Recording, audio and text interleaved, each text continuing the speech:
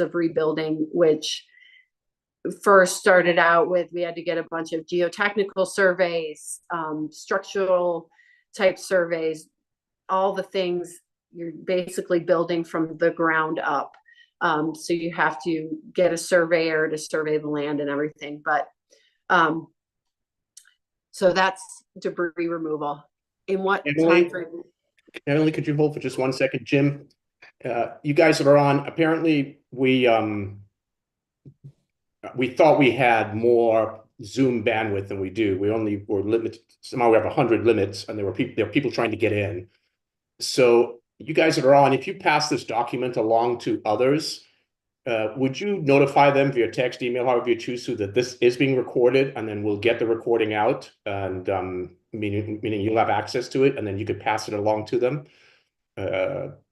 because somehow we thought we had 250 limit, but it's obviously we're also live. We're also live on our YouTube channel, Tower 26 YouTube channel. The live stream is on there. So if you're someone who's just here supporting, and maybe this hasn't affected you as much, and you just want to be part of the group and support, if you wouldn't mind going to the YouTube channel, the Tower 26 YouTube channel, this is being live streamed. I'll be monitoring questions there, and then we can let some people who maybe are a little more, directly affected and impacted from the waiting room. So just to know, keep going about your business. And if you're affected, you stay here. You don't feel like you need to log off. But if you're just here supporting, or, you're going about your day and you want to follow along, we're on the Tower 26 YouTube channel live right now. So thanks, guys. Go ahead, Emily. Sorry. Yeah, I'm just going to go down the questions. You have to do debris removal. That is, the city can't they're not going to let that sit there. So debris removal, even if we didn't rebuild our house, and we had to do debris removal. I don't know. I'm not an expert. I don't know what the time frame is for when it must be removed. I think if you get in line, if you're in the process, you'll be fine. I'm sure if you're waiting too long, they'll let you know. But I don't know. FEMA, I didn't have a ton of, I was insured. So I don't know how they handle it. I know FEMA was in Napa and they were very helpful. So you could ask FEMA about that. I don't know anything about, like I said, I had State Farm Insurance, who I know they pulled out of California. I don't know a lot about the California Fair Plan. I'm just generally trying to talk through what might happen. And obviously, farmers insurance is different from the Fair Plan, from State Farm, from American Family, from whomever. So just, what was the question on the Fair Plan there? I know we're doing anything. How long are they supposed to provide housing? We are forced to change from farmers to CA Fair Plan early. I would say take a look, dig into your policy. When I say 2 to 3 years, when my house burned down in 2017, by law, State Farm and other insurance companies had to provide 2 years of rent for the rebuilding process, because we had so many houses lost and the rebuilding processes were taking a lot longer. They did institute a new law where insurance companies had to provide 3 years. I don't think that you can say, oh, I'll pay more on my premium so I can have 5 years. You get what's required by law in the state of California in terms of rental.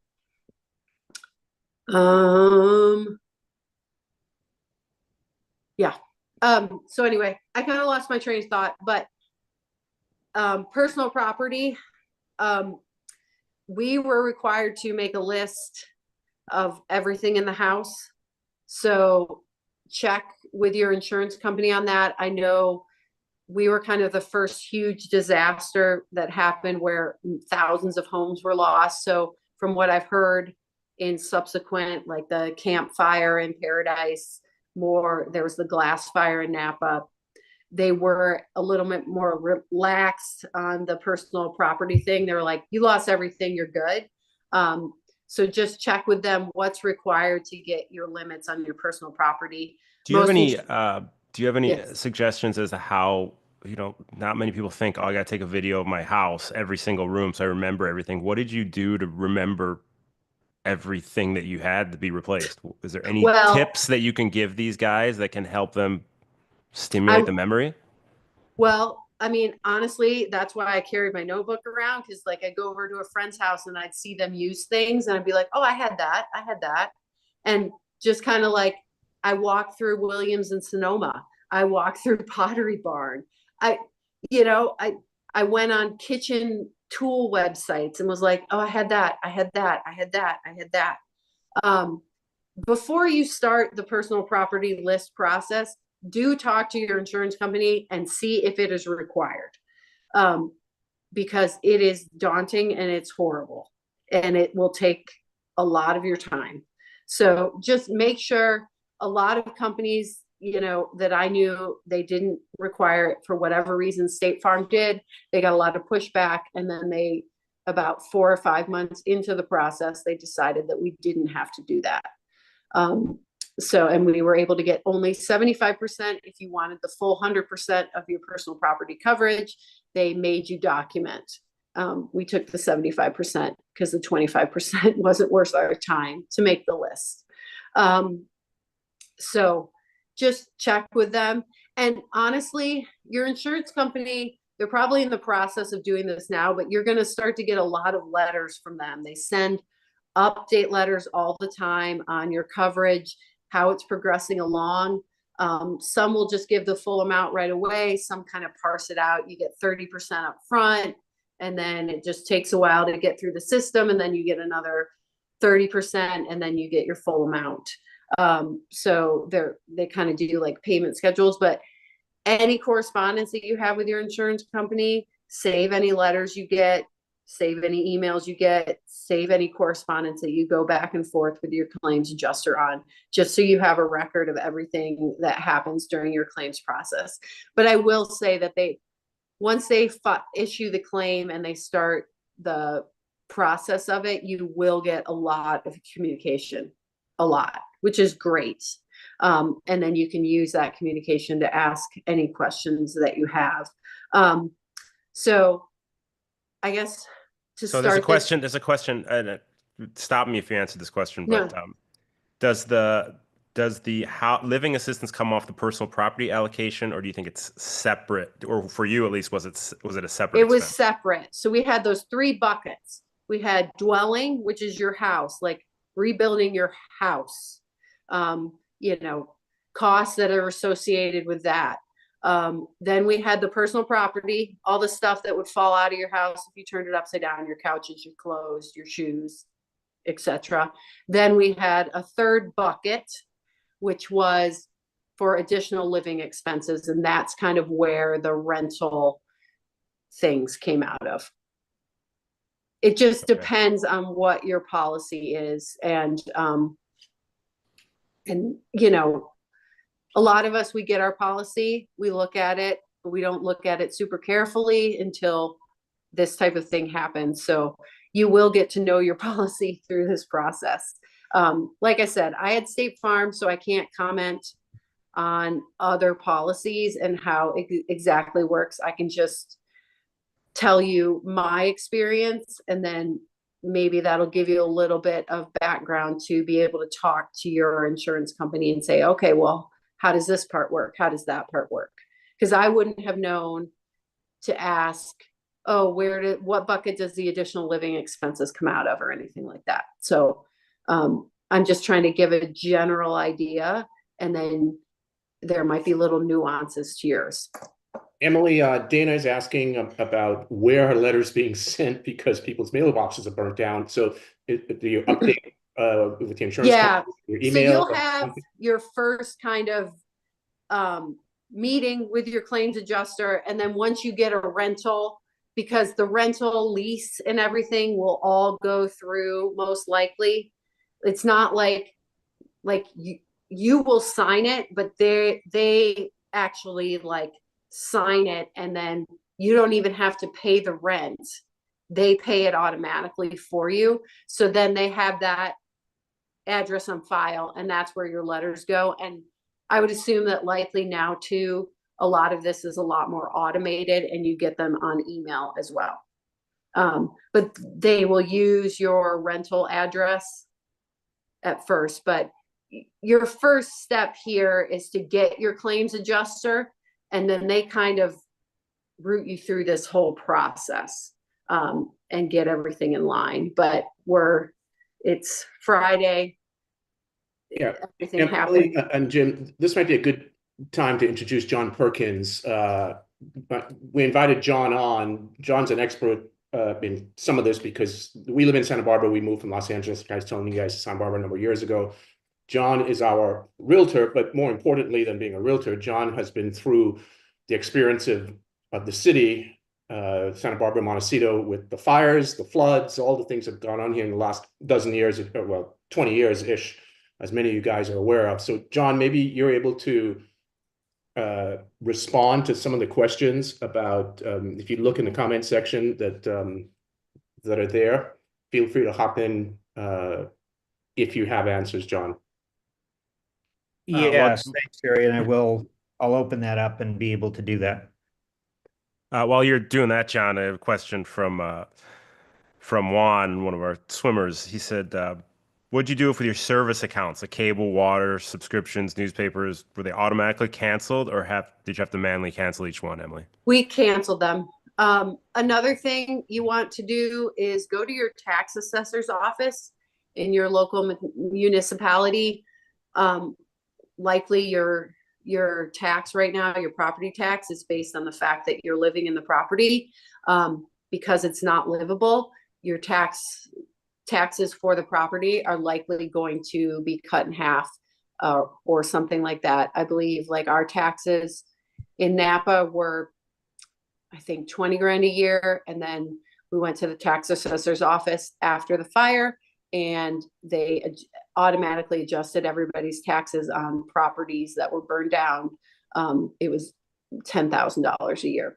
So do go to your tax assessor's office and make sure that that's all up to date. And I'll just say, likely the city is working on all these processes in terms of taxes and everything right now. But it is very soon after the fire. So all these little things will get set in motion. I know in Napa, we had a countywide meeting where they invited everybody who had lost a home to try to give us more information.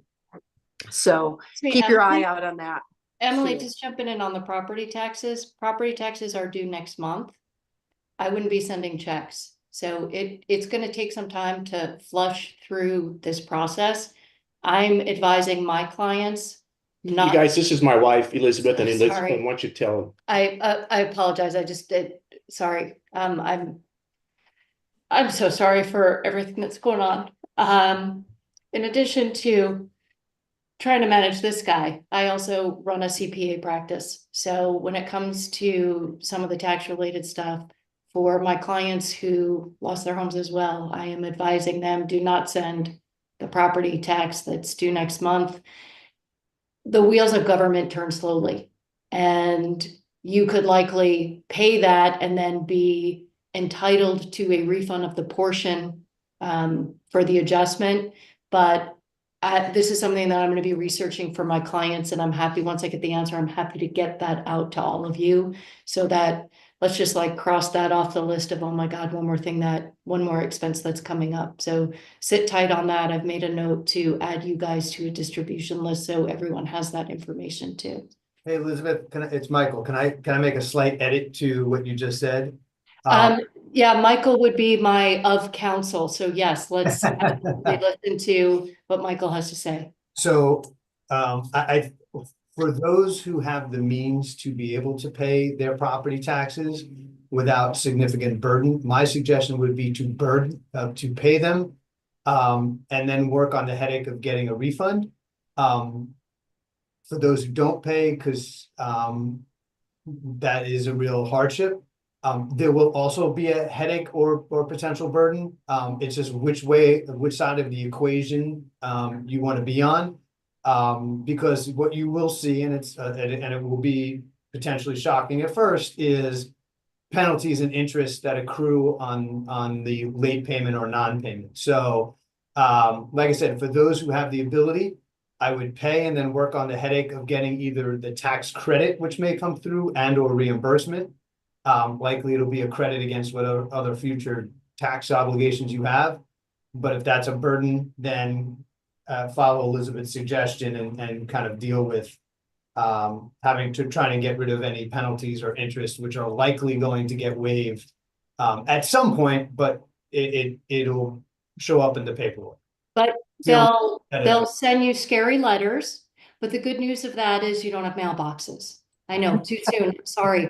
But everybody take a deep breath because the next property tax is due Feb 1, but it's not late until April 1. So we have some time to see how the property tax component is gonna play out. So there's a compromise between what Michael is saying and what you're saying. So you could go up until April 1. Yeah, For sure. And my gut is we probably will hear something from the county and or the state. The property tax is county based, it's not state based. But you know, we are in an area of a declared emergency. So we're likely going to hear, I think, something from the county that says either they're pushing off the property tax obligations in the affected area, what have you. But I agree, there's no point in paying the taxes early, meaning before April 1st. I agree with that completely. so there's another question in here about mortgage payments, because that's gonna sort of dovetail. In that regard, you gotta call your mortgage company.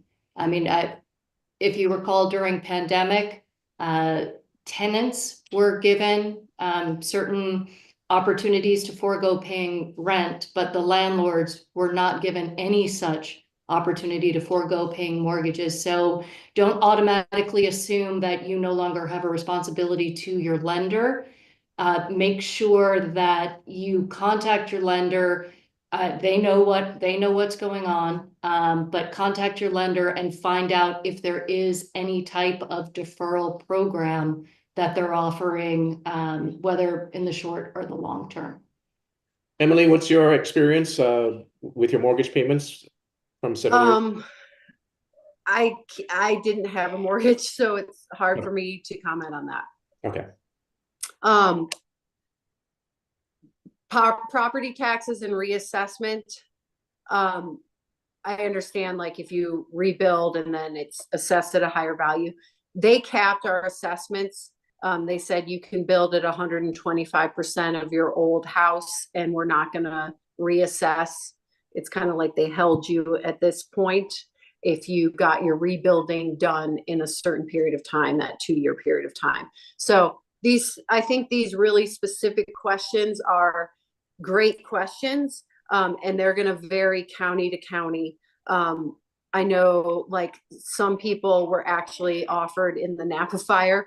Other counties were saying, hey, you can come live with us and build your house here, and we'll take your assessed value and transport it here, type of thing. So I think those are really specific questions that are going to be meant for your assessor. And my general guidance is, I had my experience in Napa, but make sure that's why you want to go to your tax assessor's office. You want to talk to them and see what their programs are.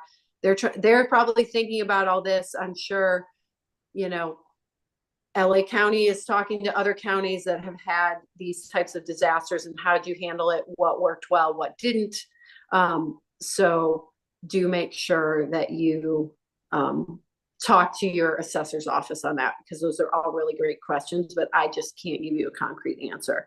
But those are the type of questions you want to ask, right? Emily, let's give you a breath. Let's bring John Perkins in. Emily, you're doing an amazing job. I know there's plenty of questions for you and things that you still need to cover. This is a really great roundtable. Yeah. But John Perkins, you've been dealing with disasters in Santa Barbara, which is no stranger to disasters, for the last 30 years. First off, are you there? Let's make sure you're unmuted. Yes. You're there? First off, I don't know, just overview of any advice you can give these guys off the top of your head, and then we can answer specific questions, because I'm sure if one person has a question, they all have the same question. So what do you got? Anything you're seeing in the comments, anything that's on the top of your mind that you want to make sure everybody knows, just have at it. Yeah, I wasn't able to join until a little bit late here, so I hope I'm not covering things that have already been covered. First of all, just so sorry for everybody's losses. I look at things online and I just can't believe it. And I've got friends and family and all of that down there too. So I'm sorry about that. Everybody give yourself grace. Understand that your trauma, you're going to deal with it in different ways over time. And for some of you, you'll want to get in and get into properties right away. For others, it's going to take a long time. And we were showing people after the Thomas fire rentals even a year after the event, and you could tell that they were still, it was tough to make decisions. And so, expect that, give yourself, the ability to, I'm sorry for you guys.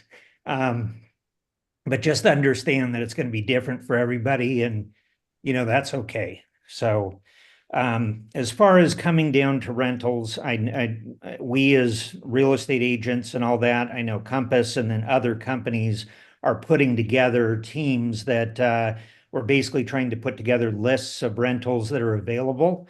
And we've got one that I'm going to be sending to Jerry and Elizabeth, and they'll be able to forward you for Santa Barbara and Montecito. And then we're also getting lists together for Ojai, for Ventura, and then our offices down south are doing similar things. So those will be available. I would suggest having professionals help you. They generally are going to know the properties while you are dealing with your own things. We can go out and we can look for you. We can help you decide if it's better to be in a short-term rental, for a month or 3 months, or get into something that's going to be for a little bit longer. Important to check your insurance policies, and you probably already discussed this, for what the caps are. If you're on the California Fair Plan, we've got a $2.7 million coverage with a 10% overage. And I know that's only going to, your coverage for rentals is limited with Fair Plan because it goes into your, into your overage plans as well, your wraps. And so check and see what's available there, so you at least have an idea, and then understand that your insurance companies may want to approve the rentals. Hey, John, in the immediate term, I presume lots of folks wondering, do I find a place to rent right now? Do I do a short-term rental? Do I look at Airbnb and so on? What are some of the rules and or regulations regarding Airbnb, at least in some of the surrounding areas? I know specifically Santa Barbara has something interesting that I wasn't even aware of until a few days ago. So coastal zones and all of that. So your short term basically within the coastal zone. I think at this point we're going to be seeing that shorter term rentals are going to be available throughout Santa Barbara, Ventura, and Los Angeles counties. What's the definition of shorter term? 30 days or less is short term. And usually those rates are going to be higher. They could be 2+ times the amount of a mid or a longer term rental, if you did it on a yearly basis.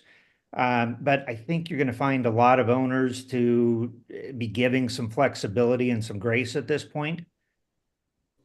So John, where we can help. We have 5,100 structures burned. I believe that's in plus 5,100 structures, most of them homes, family homes.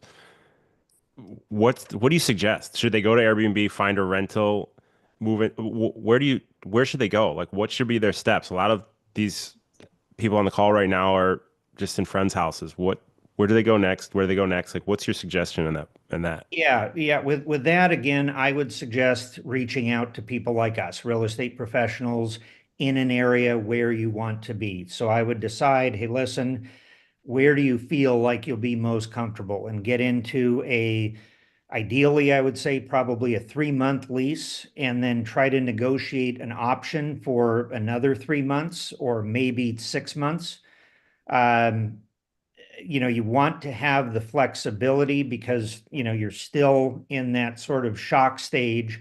And rather than being in a hotel, we saw a lot of people that stayed in hotels, and some people were there for a week and some people stayed for 3 months. And it was just really trying to figure out, because you'll find that you got these response blocks where you just, you feel like you can't function. So getting into something that gives you some stability and then an option for a longer period would be an ideal situation. It's not going to work in every situation, but that's where I say having a real estate professional be able to help you.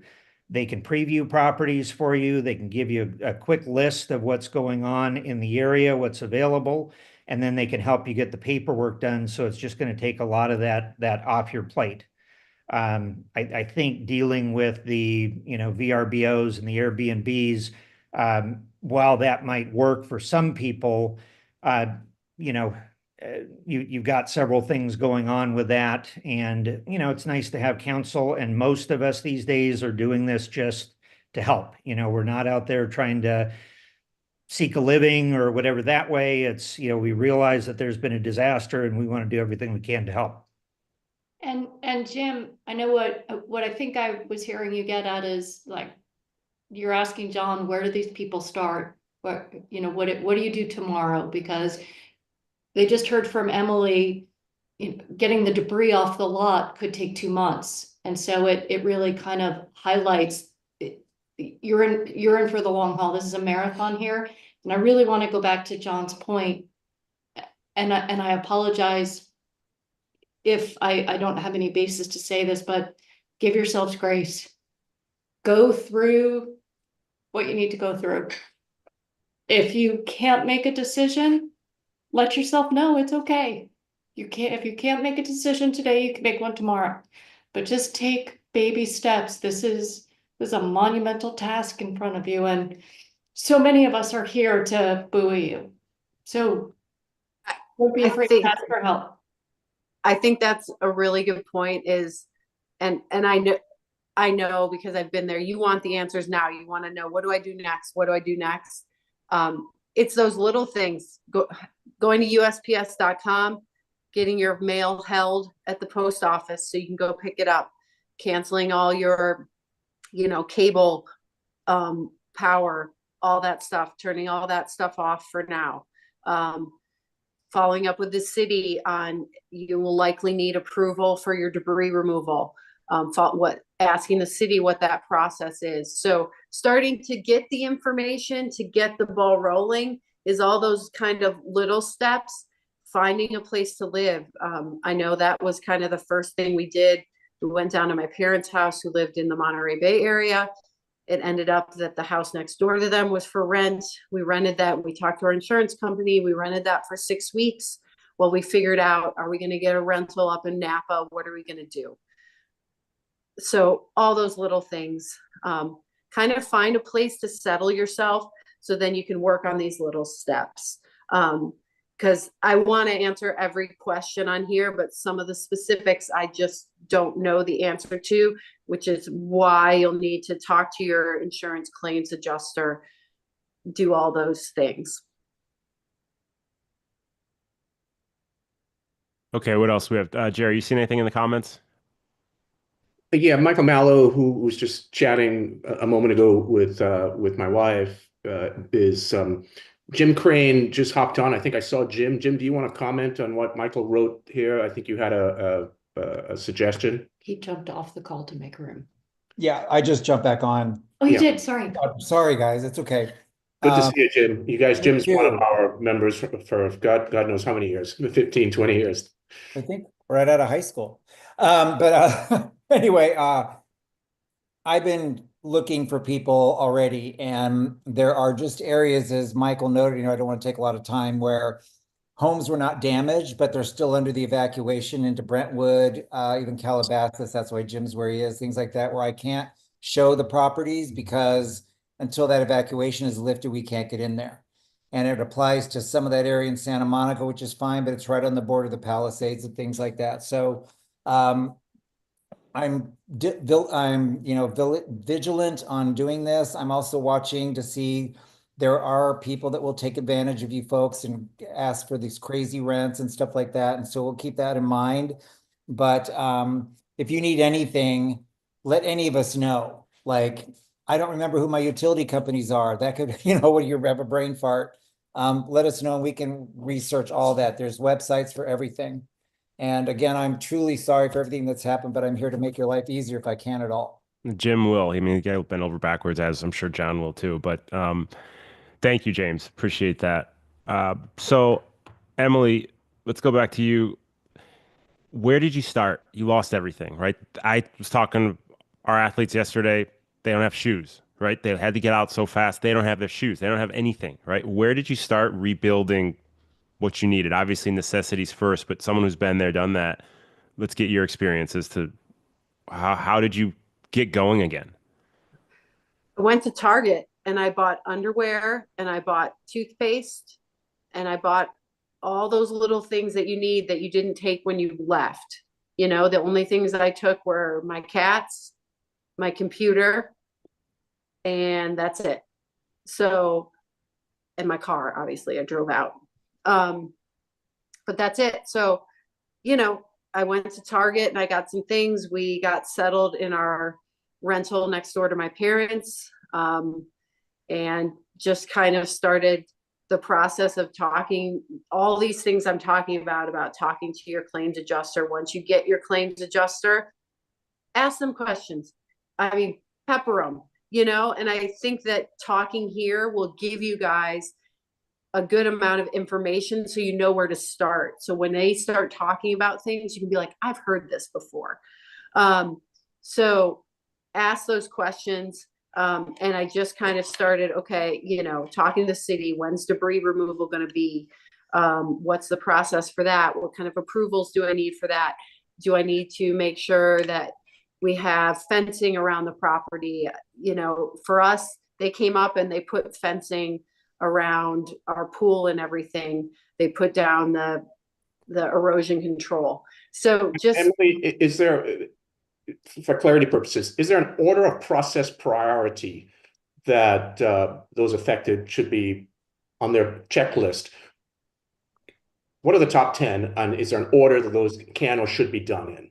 Hit the bullseye first, the next circle around, the next circle around, and so on. Oh, yeah. I mean, when I was doing it, felt like an amalgam of things, but my first thing was to find a place to stay, our place. And while I like staying with my parents, having our place, then it was figuring out debris removal and what's next from there. Like I said, that took 6 weeks, working with our claims adjuster on the claim, making sure we were giving them all the documentation that they needed. Sometimes they need documentation on that you're progressing forward, you're working on debris removal, that kind of thing. So providing the insurance company what they needed, it's kind of a little bit like a job. So doing that, finding time for myself, finding time to work out, finding time to be healthy also was very high on the list. And then once the debris removal was there, talking to structural engineers and getting a geotechnical survey, getting everything like I talked about checked off the checklist in terms of our county, debris removal, EPA check. And then we could kind of start the process of rebuilding. Trying to find a contractor was like number 5, finding a contractor, then finding an architect. So let's for reality purposes, because most of us, at least our group that we coach, but I'm sure many folks on this call are the same. You're A-type personalities, you're driven, you're successful. Put some timelines here, some reality timelines, make expectations real for folks here. Debris removal, couple months. Finding a contractor, unless you know someone real well, you're going to talk to a lot. We met with 6 to 10 contractors. That took 3-4 months to nail someone down. During that time, we were talking to an architect who was starting to design the home. But let's also remember, do your diligence when you're interviewing these contractors too. Yes. I'm not saying that there's some people out there looking to score some easy insurance money. So let's just make sure that I'm just looking worst case scenario. Yes. We're in a fragile state. and you want things to be the way they were real quick, and there's people looking to prey on that. So make sure you do your research on the contractors. You look in the background, you get references, and you just make sure you're bringing in someone that's reputable and has a history of success. If it sounds too good to be true, it probably is. If someone comes up there and says, I can have your house built in 3 months, you'll be back in, move on. Because I mean, there's a reason why they gave us a 2-year rental in our, in our contract. I mean, some people were able to start building within 6 to 10 months of the fire happening. So Juan asks, in your document, you mentioned that rebuilding wasn't worth it and you chose to move out of California. If this decision made 1 or 2 weeks after the incident, or was it different decisions that you might make it at this time? So what made you decide to move out of California? Is, I think, what Juan's asking. Expense to rebuild, the price per square foot to rebuild more than doubled after the fire, and we were worried about being able to find insurance again. We were in a WUI zone, the wildlife urban interface. You guys will learn a lot about that, because you're likely going to have to build to the WUI. If you have an older house, it probably wasn't kind of up to date in terms of WUI standards. So you'll have to make those updates in your design. But anyway, could you define older? Less than, I would say, my house was built in 1989. I would say anything built before 2000 for sure. And I'm sure they've changed it since 2015. So, I mean, they make new laws all the time, shear walls, earthquake stuff. So you have to, and there's usually overages built into your insurance for new ordinance and law in terms of building codes. So another thing that when you start designing, start thinking about rebuilding, you'll talk to your city about. They have What'd you do with your pool? Did you have to drain it or fence it? We had to drain it and fence it.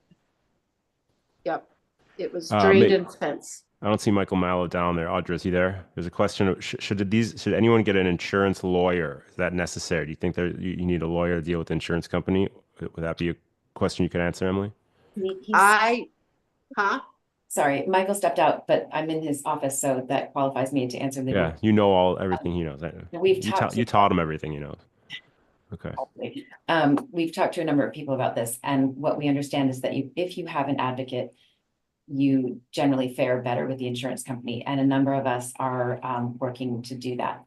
Dan Aronson is one of them, one of our teammates, and so when I have the information on who we're working with, I'm happy to share it. But my understanding is it's another expense, but net you are likely going to be much better off in the end if you have one.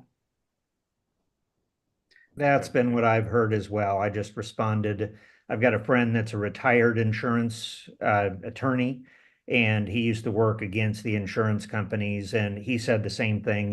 He said, expect that you're going to get an initial low offer, and you really have to understand your policy and some of the intricate details with them, because there are things that they'll try to push over that you may not entirely understand. And it can really help, even if it takes a little longer. At least seek their counsel to begin with. And I'm sure myself, I know, and then other people on this call could probably arrange for a couple of attorneys that would be willing to provide some free counseling just to, get you started. John, do you have any experience with public adjusters?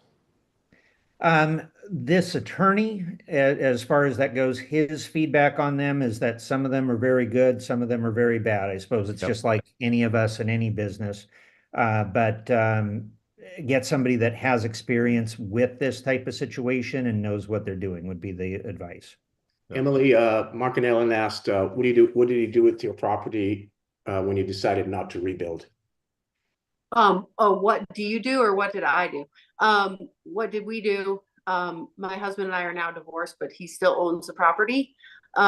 It's just sitting there with nothing on it. What do you do? clean it up, and then you can list the property for sale. Sell the land. You do, probably you need to clean it up. The city doesn't, they want to get that debris off of there, especially in Napa. They don't want it raining and all that stuff sinking into the groundwater. So debris removal, guys, is really going to be your first kind of. So path.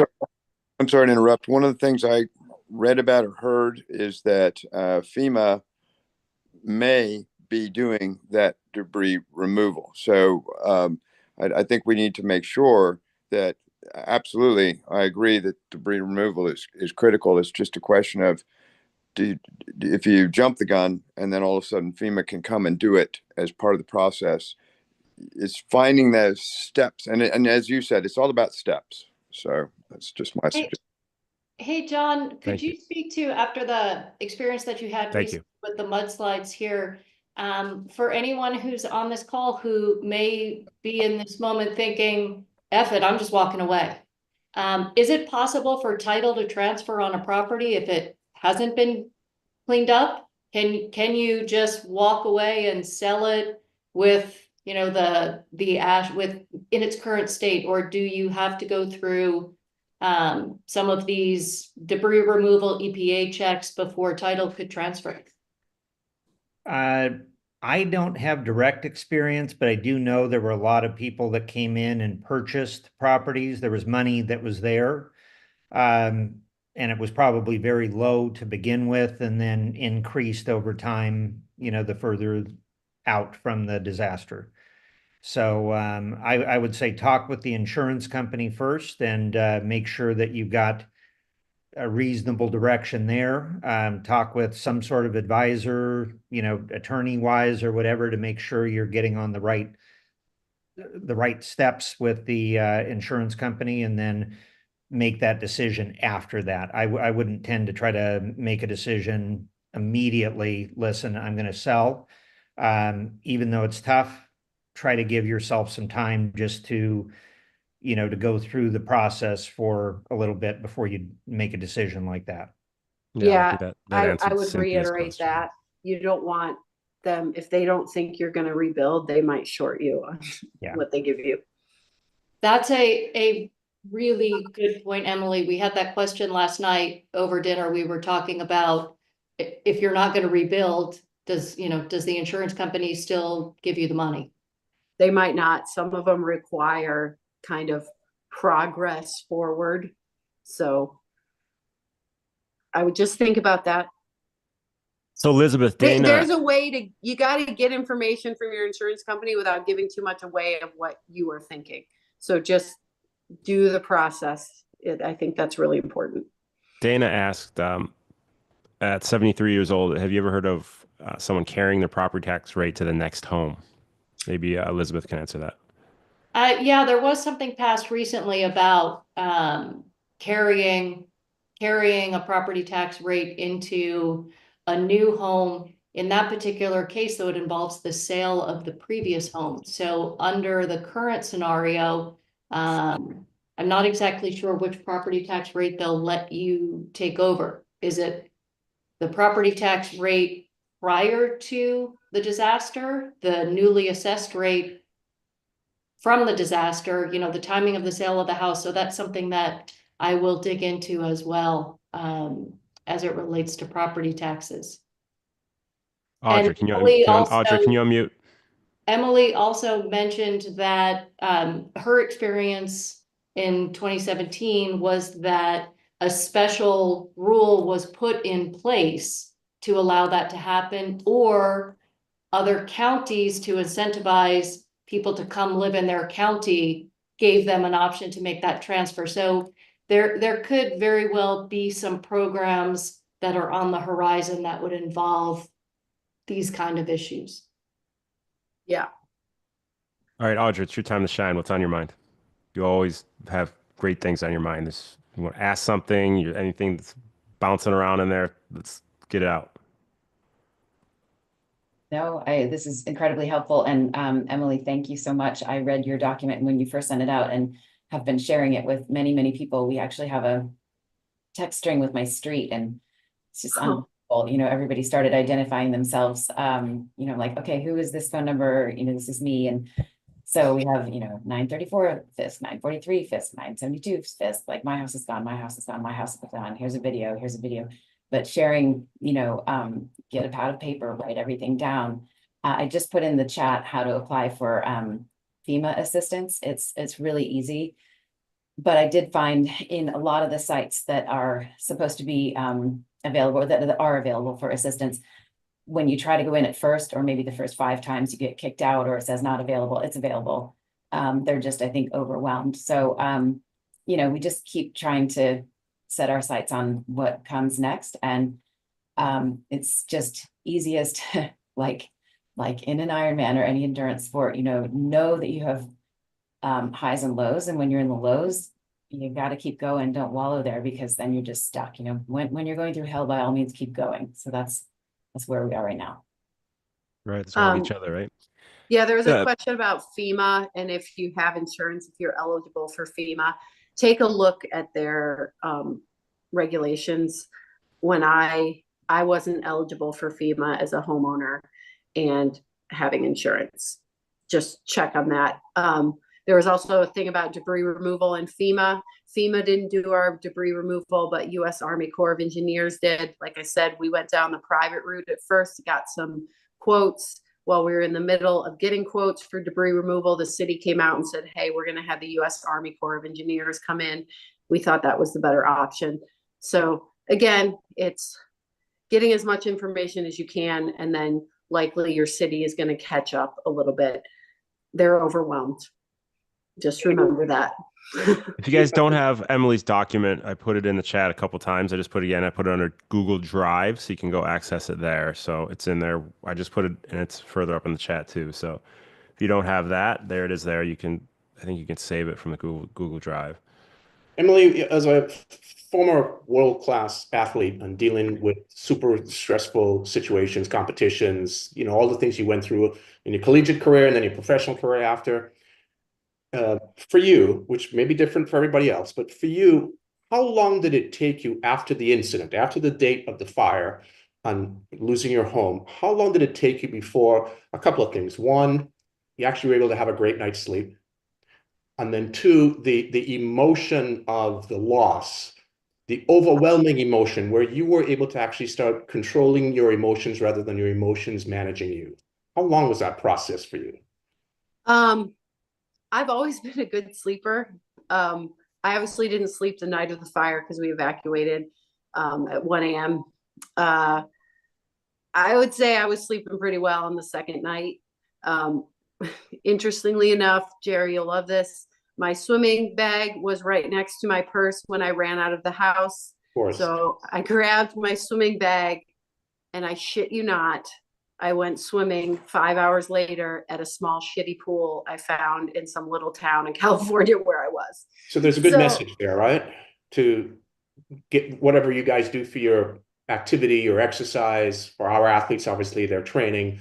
But for you guys who we don't know, if you do daily walks, you went to your gym, whatever it is, to create your continuity. We call it keeping that peg in place. Try not to break that continuity that you've had. Go ahead, Emily. Yeah. The emotional part of it, over a year. Okay. It takes, guys, it takes a long time. It takes a really long time. And you're still, there's a video out there of them airlifting people out of our fire because roads were blocked. And I still can't watch that video. It was such a well done video, but I still can't watch that video without getting the feeling that I felt on that night. Your life now, for better, for worse, and it will be better, is going to be pre-fire and post-fire. It's going to be part of it, you know? Sometimes there's times when I think of, oh, I'll wear that t-shirt tonight. And then I'll be like, did that burn down? I can't remember. So it's always going to be there, but you will be fine.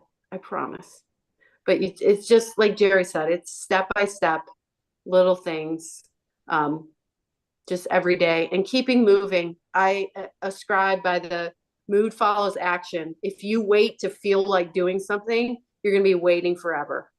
So if you feel like I can't go for a walk, I got to wait until I feel like going for a walk, just get out the door, because you will thank yourself when you get back from that walk. Did you feel like after you lost your house, did you feel like you're grieving a death of some sort? Was it like, did you go Yeah. through, we've all dealt with death in our life. Was it like the same type of grieving? Yeah, for sure. And I think you're not grieving your couch. You're not grieving, because you can get a new couch, you can get a new TV. You're grieving all the pictures you lost, all those like memories that you can't get back, all those things that the insurance money doesn't pay for. Those things are all gone. I don't have any, I was in the era where you had like pictures that you held in your hands. And how did you deal with that side of it? Did you talk to someone? What type of help did you seek for that type of emotional grieving? I have never myself been to a therapist. I just went for runs and swims and bikes. That's just the way I am. I think if you have someone you'd like to talk to, or if you want to go and just vent to someone, I think that's fine. My venting was just kind of done on the trails. So your message basically is start the venting immediately, meaning in your case, within a few hours you were doing your thing. So start the process. And right, it helps get you grounded, and which will also help make good sound decisions, right? Well, the point I was trying to make is, it's your house. It's where you spend a majority of your time, right? We all seen Encanto, right? Everybody's seen Encanto. We just watched this the other day, Sunday, before all this happened. The house is alive. It's breathing. You spend all your time there. You eat, you sleep. All your great memories are there. So don't act like you're tough. Oh, it's only a house. It's only stuff. It's part of you. So let yourself grieve. Let yourself act as if, there's a major loss. Don't be the tough person. If you need help and you need somebody to help you through the situation, seek it. And, we're all vulnerable at times, and this is the ultimate vulnerability. So it's your home. It's your safe place. It's not the stuff that's in it. It's you, it's your haven. And I guess this goes back to, I can't remember whose question about why I decided not to rebuild. It got too hard. It got too expensive. And I realized that what I needed, I can make that somewhere else and it would be okay. But it took me a while to get there. It took me about a year and a half. And I got there before my ex-husband. I was the one who called it. I said, this is enough. So Jim, we're an hour in here. I think we've hit a lot of highlights. Most folks have stayed on the call. I think it's been valuable. Are there any questions that you guys have that you want to either unmute and ask or put into the chat so Emily can answer, or Jim or myself as... Hey, this is Rick Works. I do have a question. We were in the mobile home park at the bottom of PCH. We rent the space. We are very concerned about the owner trying to sell the park out from under us. Is there any valid reason I should try to continue to pay rent to protect my rights of return? I'm gonna let a lawyer answer that. John, any experience with that? No, I also have some clients that lost a mobile home that they use as a vacation home down there. They were seeing that their value was, $2 million range or something like that, even though yes, the value of the home mine was itself, as well. Yeah, so at that point, again, I'm not an attorney, but I would imagine that you have more value holding on to that piece of land instead of losing it. So I would try to continue to make payments, and I would certainly consult somebody, about your legal rights regarding that. Okay, thank you very much. I've been sitting here with a bunch of my family or neighbors, and I'll tell them that. Yeah, I mean, because in their case, they said that they could only get insurance for the structure up to about 350,000, because Correct. That's what the structure itself was worth.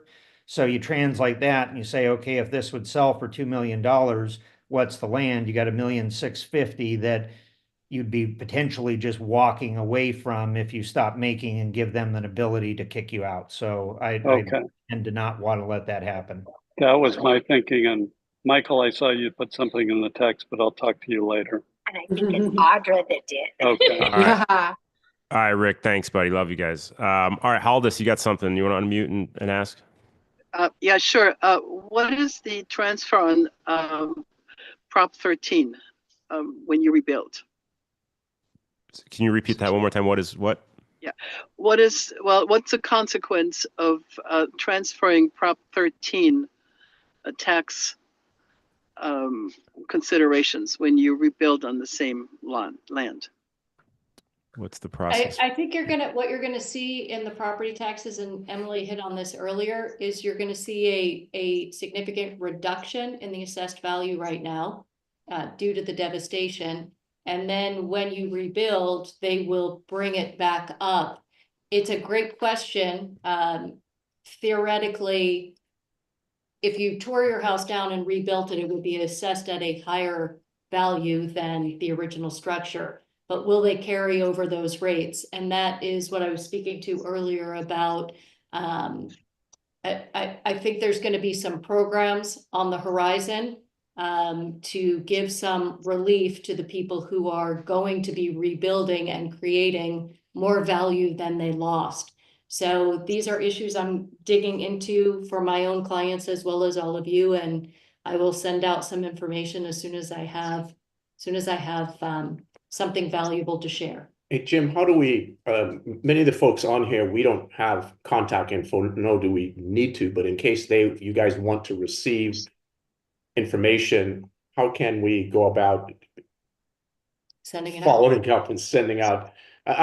We're not here to, this is just a service we're doing. So it's not about capturing email addresses or any of that. We're just trying to help however we can. So I suppose folks can put their email address and name in the chat. I mean, how should we handle that?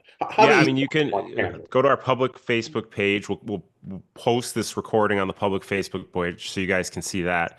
If you want us to put you in contact with an expert of some sort, you have further questions, I mean, you could just email us contact@tower26.com and we can put you into that, put you in touch with whoever we know that's the best expert suited for that situation. Is that what you think, Chair? I think it's the best way to do it. Is that? Let's not have it go through contact. That's a little too general. You know what? Just send it directly to me. Send it Jerry to with a G. Yeah, GERRY @tower26.com, TOWER26.com. And I will try to, regarding tax stuff, I can send it to my wife. Other types of questions, I can farm it out in the right place. And if we do another one of these, then that way we can also notify you guys. And like I said, go to the Facebook page. It's on the YouTube page already. It'll upload once we get it up there. But I'll put it on the Facebook page as well, the public page. You guys can all view it there, this recording, or forward it to anybody else who needs it. I just wanted to comment on the tax assessed value. And again, you're going to have to talk to your tax assessor about how they're going to handle it, because they are going to think about it. But with us, they capped it at like 125% improvement. So if you had a 3,000 square foot house, you could build up to a 4,000 square foot house and you wouldn't be reassessed. You would be at your old value. If you had a 3,000 square foot house and you decided to have an 8,000 square foot house, they're going to reassess probably that extra 5,000 feet. That was how Napa County did it. I don't know how you guys are going to handle it, but that was generally the way it was handled. So again, tax assessor, it's a great, write it down in your little notebook right now. And that can be on your list to ask your tax assessor when you go there. John Perkins, what did you see? What was your experience after the fires in Santa Barbara, after the floods, and we had all the damage and the displacement?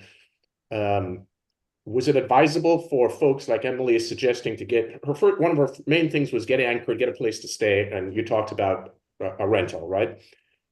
Folks who did rentals, say in the first 2 or 3 weeks, as opposed to waited a month or two, was there any value in getting it sooner rather than later, such as later on price increases because of higher demand? What was the? Well, our office, I know we signed 6 rentals yesterday for people that have lost their homes. And so there are people that are doing it more quickly. And I guess the thing to keep in mind is this is going to be a long process when you take into account, okay, listen, I've got to get settled. I've got to talk to my insurance company. I've got to talk to my advisors. I've got to talk to contractors, decide if I'm going to rebuild.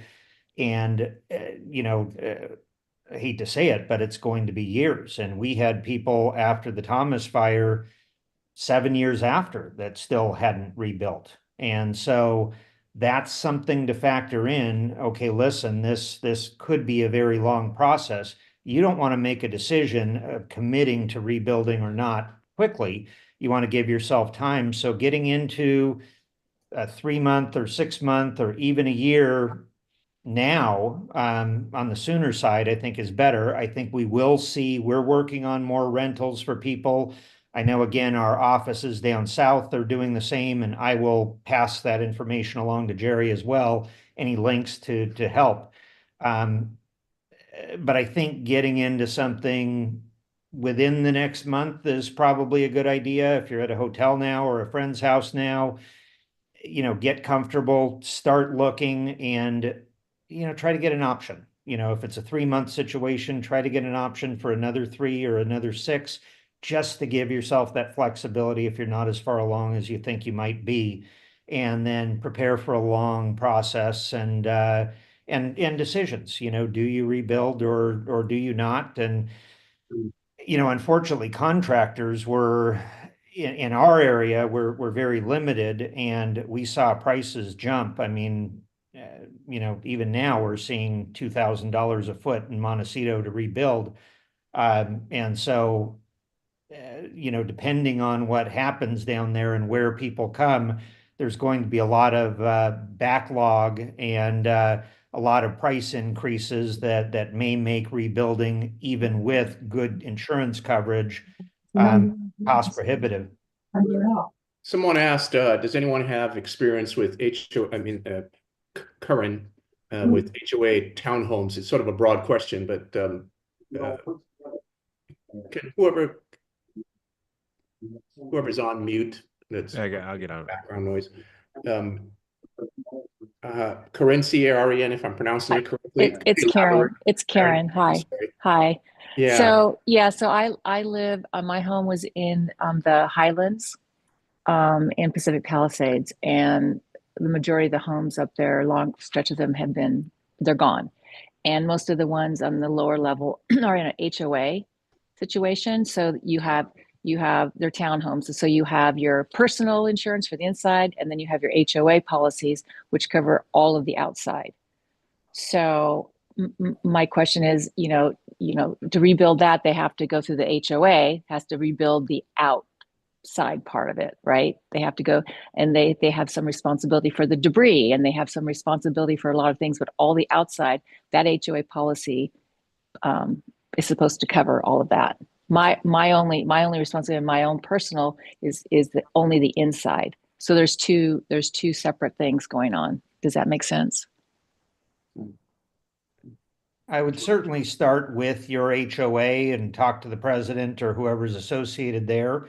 And then your insurance advisor through the HOA should be able to help you guys get a plan, because it's likely going to be an insurance broker that handled it.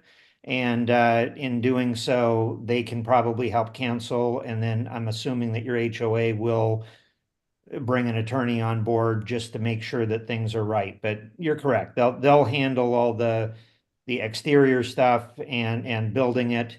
And then you can talk with them as you move along about how your specific contents policy will factor in for your internal upgrades and things like that. The question we have is that if any experience with this type of, we have 44 people have to come to a agreement, or there's 44 units in this building. Every discussion that was happening within this hour was individual homes, individual plots, individual lots. So our concern is that if it takes that long, has anyone had experience in this tragedy where they have lived in or have people they know who had a home that was in a type of townhome that, well, 5 of them didn't want it, and they decided, the homeowners decided to sell it all off or some tragedy, I don't know, something we're unexpected. We don't even know what the question is to ask, but has anyone had experience with a homeowner association in a disaster like this? What's the difficulties we're facing, and what are some of the challenges to look out for? You, Karen and whoever was just speaking, my advice would be to take the CC&Rs to an attorney. Okay. Okay. That's good advice, actually. And have an attorney comb through and see if there's, some carve out for if somebody wants out and the rest want in. What happens? Those are really great questions that are probably going to hinge on what's in those CC&Rs. Okay. Okay. That's Thank you so much. Yeah, I think, a lot of this is obviously very individual and everything. So it's just knowing it's going to be, your jobs now are going to be a lot of asking questions, and you guys are doing a great job of asking the right ones. So it's just finding where to go and asking those questions, because your questions are going to be like many others, I think. So Jim, let's sort of wind this down. I know people will have lots of questions, and more questions will come up based on this, but we can do a part 2 to this also. I just want to do a little quick summary, guys. Those of us who are left on here. I sent a note out yesterday. I want to sort of review it for those who haven't seen it. It was out to our members. At the end of the day, most of my questions or comments to Emily were psychological based. When we go through tragedies and go through difficult things, my experience, I've been coaching for 43 years, and I've seen this over and over from year one. When we go through very difficult hardships in life, okay, it's sort of interesting.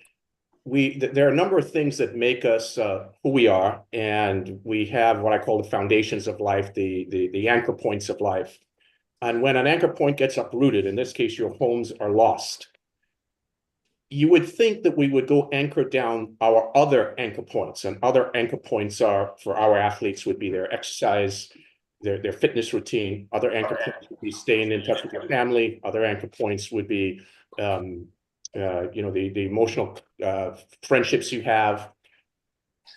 But observations are we do just the opposite. In fact, we exercise less, or we stop.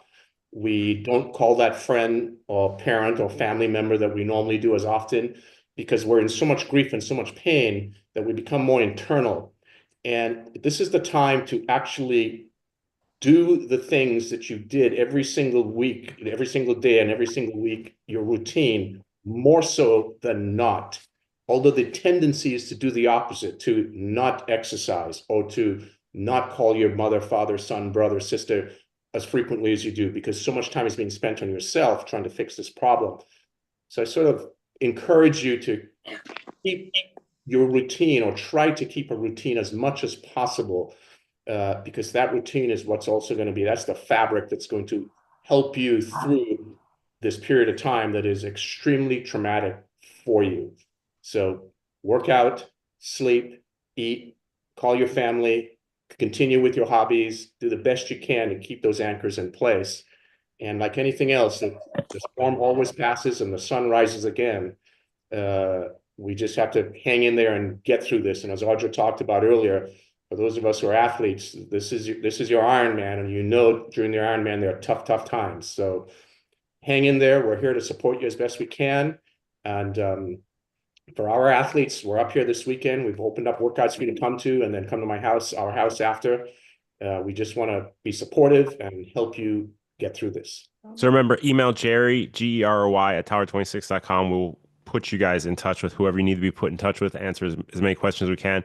This will be on our YouTube page. I'll have it on our Facebook page. Ask questions on the Facebook page. There's a lot of offerings on the Facebook page as well, from lodging, short-term lodging, putting some apartments that are available from some of the people in our community. Also equipment, if anybody needs shoes or bikes or things like that, just to get some training and get out there. That's being posted on our Facebook page, and I put the link into the chat if you guys scroll up. But Emily, anything else that you wanted to end with here? No, I think Jerry's ending was really good. I think creating that normalcy, although your routine is going to be slightly different because you're going to be doing it from a different place, I think reestablishing that is really important. someone made a comment about children and their school is gone. I think parents and teachers really recognize that. And I know with Paradise, they got some schools and some things going as quickly as they could, because you as parents are going to have some things to deal with. So you need that time where your kids go to school. And so I think you're going to start to see things start to turn. It's just we're 48 hours in here. And it takes just a minute to get everything going. But I think everyone is thinking of all these things, and they will happen. And Just step by step. Cynthia, who asked that question about the kids in school, Cynthia, contact your kids' friends' family and get the kids together so they have some foundational connection with their, their other 5, 6, 7, 8, 9, 10-year-olds that they play with in school. That's right. All right, there's one more hand up from 310-508-9732. Is that something you want to ask to get answered before we log off? Or I don't have a name on that one, but yeah, no, it came. Are you there still? Okay. All right, guys, I think we're good. Remember, get in contact with us. We're here for you. We're here to provide that support, whatever it may need. Just remember, we're with you. We're here for you. We love you guys. We're all in this together. Let's work as a family and rely on each other. So thanks for joining, and let's just keep the conversation going. And we're with you guys. Love you guys. Bye. Thank you so much. Thank you. Thank you. Thank you. Text in the document, Blessings to everyone. email if you need. Thank Thank you very you. much for your time and effort. That was good. Yeah.